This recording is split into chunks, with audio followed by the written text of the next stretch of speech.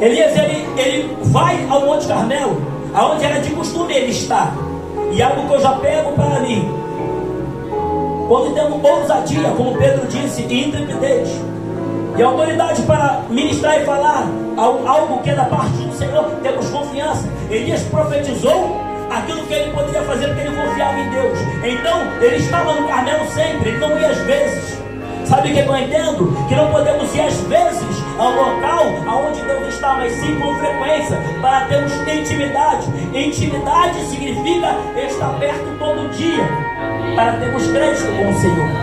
Elias, ele vai até esse local e ele deixa os profetas de Acabe profetizar primeiro. E eles pegaram, e posso lhe dizer que fizeram de qualquer maneira, porque estava em maioria. E muitas das vezes estar em maioria não significa poder de força.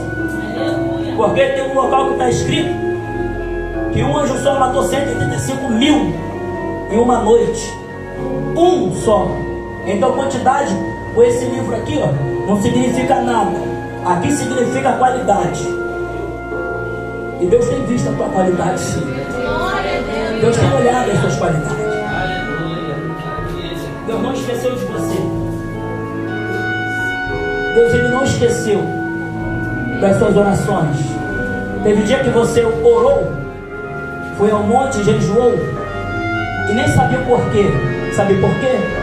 É por o dia de hoje você estava guardando azeite de reserva para o dia a qual você não iria produzir. Você estava guardando mantimento. Você estava guardando algo que você não estava produzindo, não estava, sabe?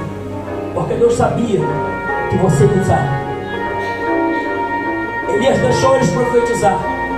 E eles profetizou de manhã até de tarde, a ponto de chegar a certo período do dia, de se mutilar, cortar o corpo e fazer um derramamento de sangue. E Elias, meio que abusado, doido, chegou a perguntar para eles: clama mais alto. Talvez o seu Deus não está ouvindo, ou viajando, ou até mesmo dormindo. Elias, nesse momento, acaba, e não houve mais nenhum tipo de trovão, raio, nada. Elias, ele junta o povo de Israel, ele chama para perto. E nesse momento, Elias, ele pega 12 pedras e edifica o altar. 12 pedras simbolizando a tribo de Israel. Por que que eu falei que se eu pudesse intitular essa mensagem eu colocaria o altar quebrado? Sabe por quê? Pode ter uma quantidade que se acha profeta, mas se tiver debaixo de soberba e o altar estiver quebrado, nada acontece. O altar quebrado não tem milagre.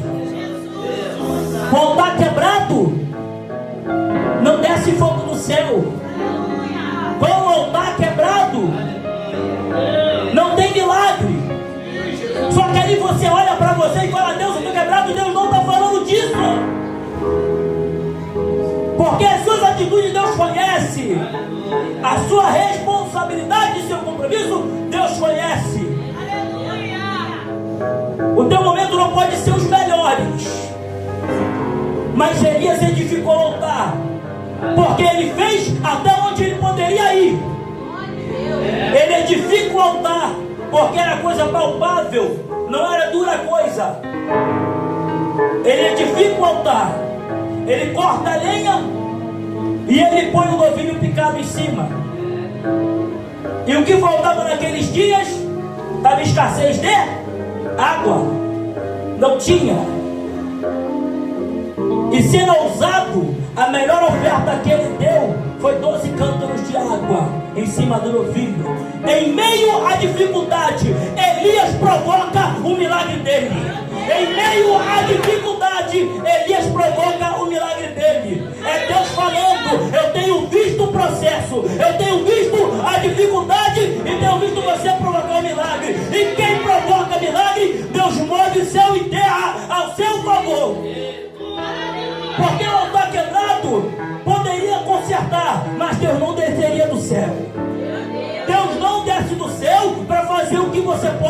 fazer. A quem passou pela mão dos médicos é quem vai passar. Até aonde o homem pode ir, deixa ir. Porque quando falar não tem jeito, Deus entra no negócio. Deus entra no negócio. É da maneira material, é na área da saúde. Deus entra no negócio. Faça onde você puder fazer. Vai aonde você puder ir. Elias edifica o altar. Elias põe a lenha. O meu filho joga 12 cântaros de água e chama o povo para perto. Aí sabe o que Elias fala? Ó Deus de Abraão, Deus de Isaac e Deus de Israel, manifesta-se hoje que tu é Deus em Israel e que eu sou teu servo e que conforme a tua palavra fiz todas estas coisas. Responde-me, Senhor, responda-te para que este povo conheça que tu és o Senhor. Então caiu fogo do céu e o Senhor consumiu o holocausto, a lenha e as pedras e o pó, e ainda lambeu a água que estava no rego. Sabe o que está Deus falando? Faça, vai aonde você pode ir. Faça todas as coisas conforme a palavra do Senhor. Seja fiel ao Senhor no pouco, igual a viúva de Serepta, que Ele te sustentará no muito. Seja obediente a Deus como Elias foi no Querite, que Ele proverá uma casa com alimento. E seja fiel a Deus, que Ele vai fazer fogo do céu cair. Posso falar? Seja fiel a Deus, que a cura vai chegar. Seja fiel a Deus, que a porta de emprego vai abrir. Seja fiel a Deus, que tudo vai se mover.